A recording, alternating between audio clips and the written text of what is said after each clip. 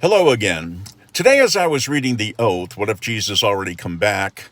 By author Scott Brandon, pages 16 to 17, I stopped and meditated on the following text. Quote, "If you believe we are currently in the last days, how would you interpret Paul's command not to marry? Here it is in 1 Corinthians 7:26 to 31. Quote, I suppose, therefore, that this is good because of the present distress, that it is good for a man to remain as he is.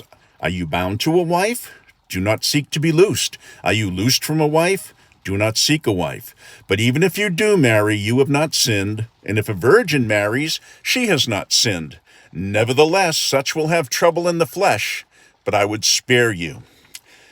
But this I say, brethren, the time is short, so that from now on even those who have wives should be as though they had none, those who weep as though they did not weep, those who rejoice as though they did not rejoice, and those who buy as though they did not possess, and those who use this world as not misusing it, for the form of this world is passing away."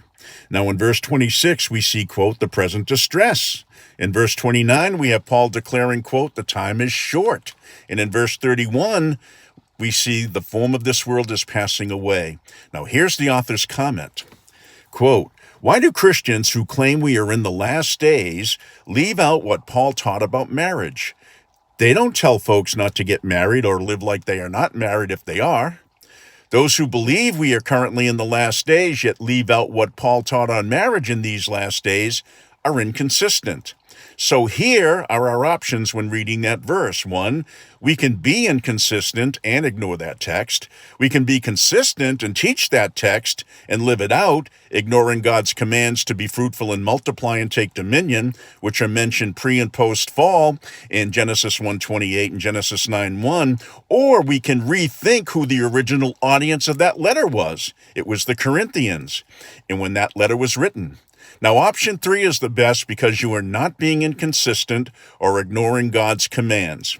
The original audience was living in the last days before Jesus returned to execute the covenantal curse by destroying Jerusalem and the temple, ending the old covenant age, and establishing his spiritual new covenant kingdom.